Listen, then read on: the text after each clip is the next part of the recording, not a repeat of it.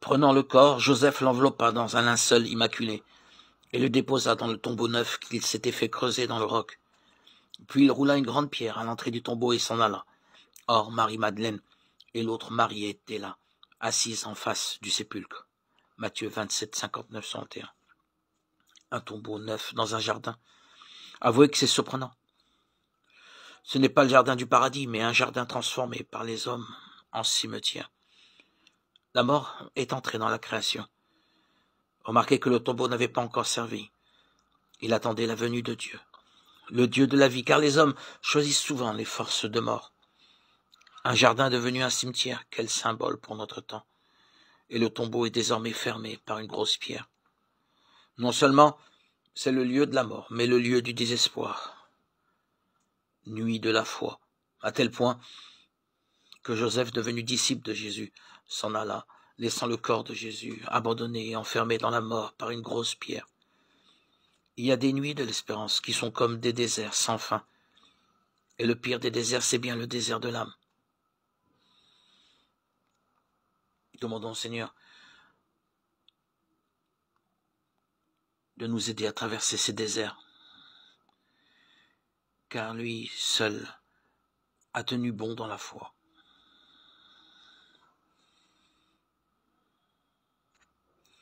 Alors qu'il était abandonné de tous.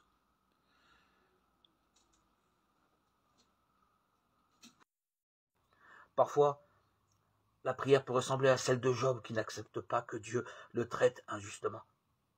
Job proteste et le prend à partie. Mais bien souvent, protester devant Dieu est aussi une façon de prier, ou, comme disait une vieille dame, se mettre en colère contre Dieu est aussi une façon de prier. Souvent, en effet, le fils se met en colère contre son père. C'est une manière d'entrer en relation avec son père, parce qu'il le reconnaît comme père. Il se met alors en colère.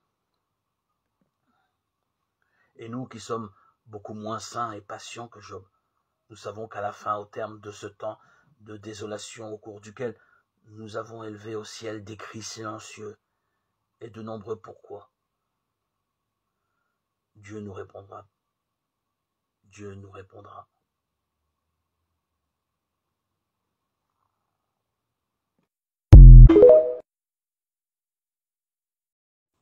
Jésus prit sur la croix, obscurément, enveloppé par le silence de Dieu.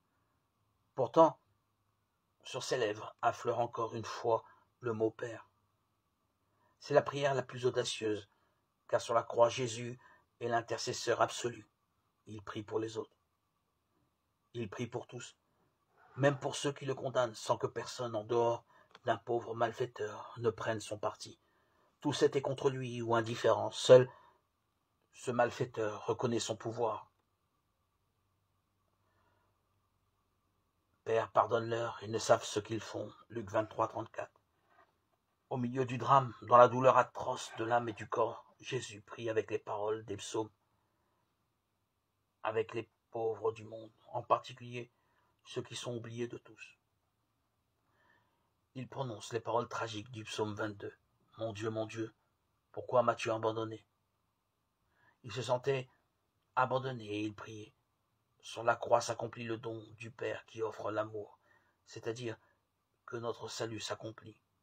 Et à nouveau, il l'appelle mon Dieu, Père, entre tes mains je remets mon esprit. C'est-à-dire que tout est prière.